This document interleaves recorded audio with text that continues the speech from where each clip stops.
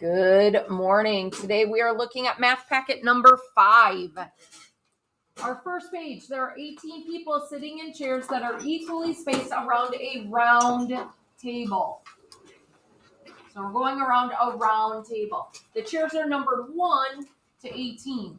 So we start with 1, we're going to end with 18, and people are sitting directly across from people. So when I looked at this, I looked at how many numbers are there from 1 to 18. There's 18 numbers, right?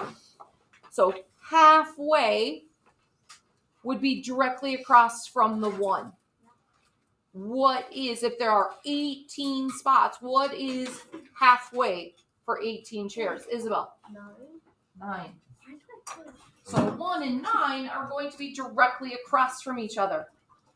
So what's going to be directly across from the 18? Watchdog to the office, please. Watchdog to the office.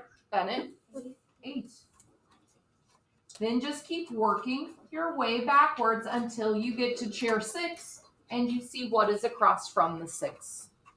Does that make sense? Yeah. All right, next page.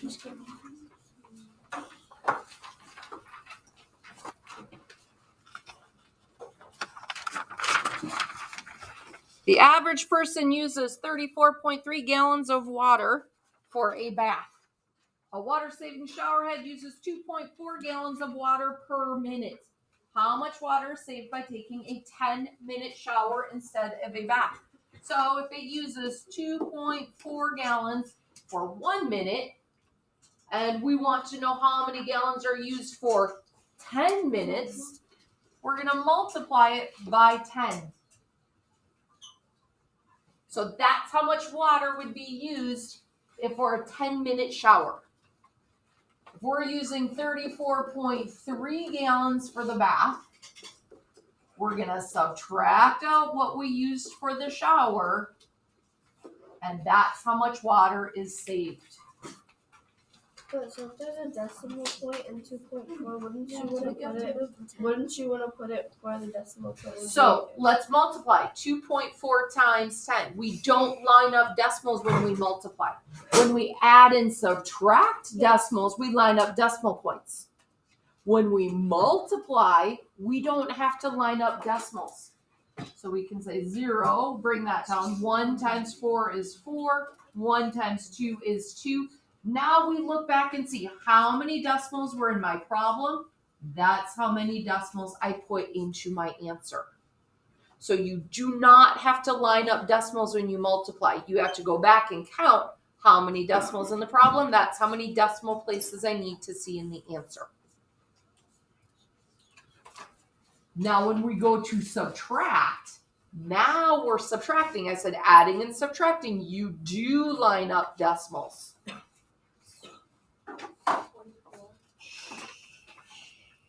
Next page is our 5-card challenge. What's your question?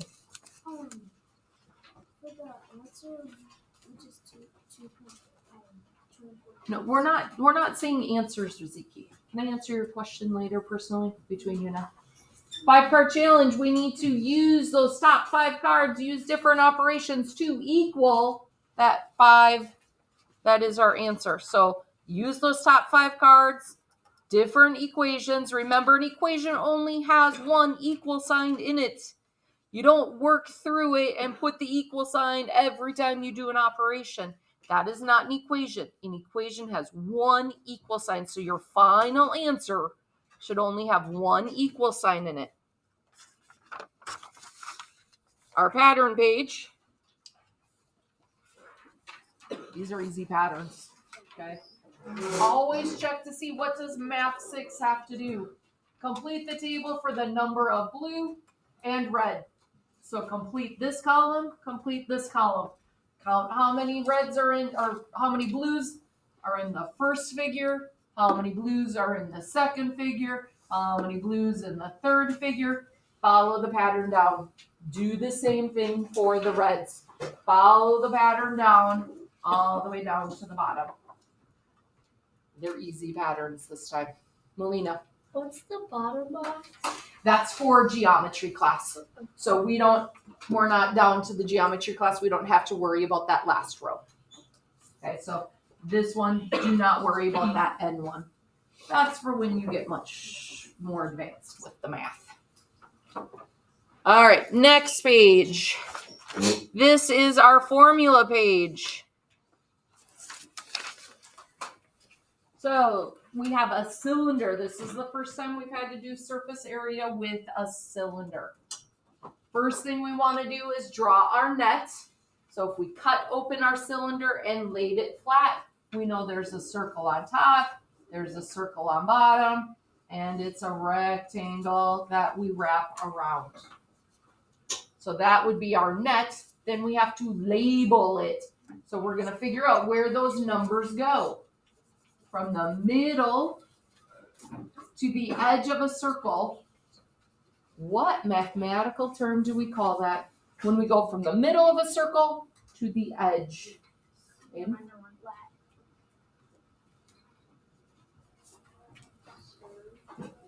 No. The radius. When we go from the middle of a circle to the edge, it is the radius. So our radius of our circle is 25. The radius of our circle is 25. Our height is 40. So now we need to find the surface area. To find the surface area of a cylinder, this is it's a big formula. So you need to write this down, and I'm going to help you fill it in. Our formula is 2 times pi times that radius times the height, and then we add that to 2 times the pi times our radius squared. So 2 times pi, that's what that symbol is. It means pi. 2 times pi times the radius times the height plus 2 times pi times the radius squared. So now what we're going to do is we're going to put in our radius and our height. So these are the math. This is the math I'm going to do. I'm going to do 2 times, does anybody know what pi equals? 3.14. So I'm going to times 2 times 3.14 times my radius, which is 25, times my height, which is 40. I'm going to do that math. Then I'm going to look at my next math. I have 2 times my pi times my radius squared. So my radius was 25, and I want to square that. Remember, what does it mean when we square? We multiply it by itself. So 25 times 25. You can do the squaring on your calculator, or you can do 25 times 25. And then I want to add both of those. So I'm going to take this number and I'm going to add it to that. And that gives me the surface area. So it seems complicated, but once you plug the numbers in, is it that complicated? No. Aiden, have you done this page already in your math packet? So why are you on your device? Where's your math packet?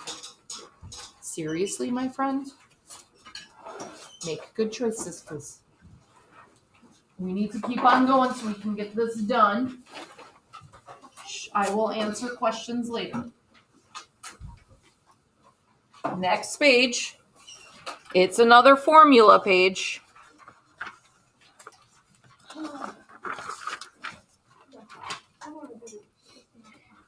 Now we need the formula to find the volume of a cylinder.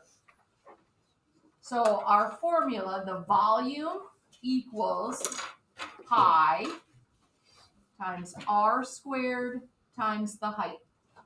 So you'll notice on the last page, we had that same thing, but we had 2 pi times the h times the r squared because there were 2 circles. Okay, now we're just finding the volume.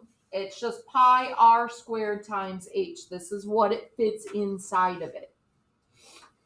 So we need to show the calculation. That's putting the numbers in of the math we're going to do. So pi is 3.14. What number was my radius?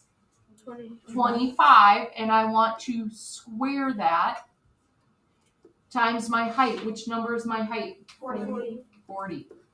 So that is the math that you want to put into your calculator. You're going to do the math, and that is your volume of the figure. So you have to do that multiplication.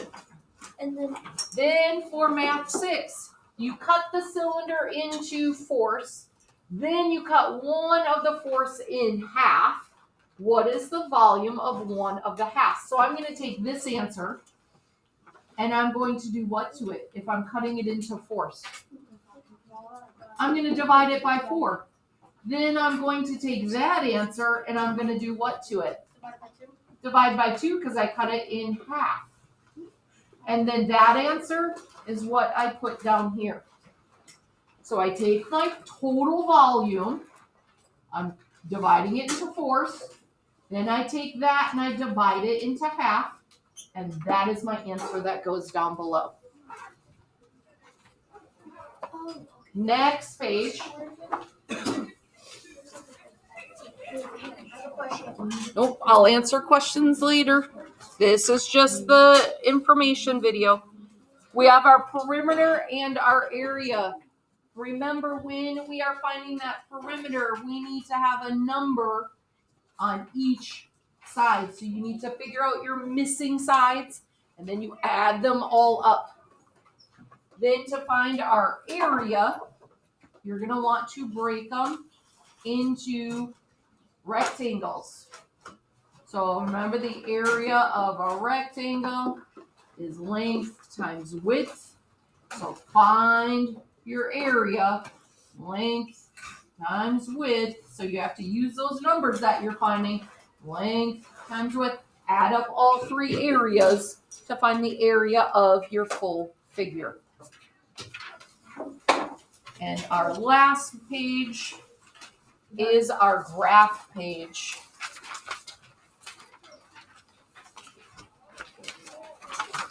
So this says Math 6 is creating a graph that represents the data shown in the table. So you want to make sure that you are accurate, neat, and use correct labeling. So when I make my graph, I need to say, what am I putting on the bottom? These are all of my snacks. So my bottom is snacks, and I'm going to put bag of chips. I'm going to put candy bar, hot dog, I'm just abbreviating right now for time, hamburger, and pizza. What do you think I'm going to put going up the side?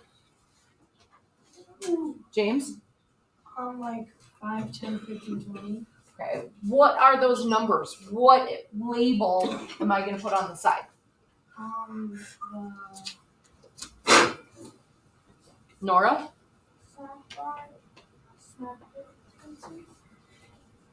So how do I know? This is snack preference. Yeah, so you could say preferences.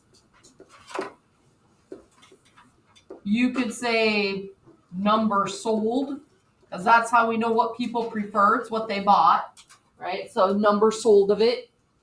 Then you're going to want to, like James said, you're going to want to number up. Okay, I had enough space to numbers up, counting by ones. You might not have enough space to count by ones. Maybe you might want to count by 2s.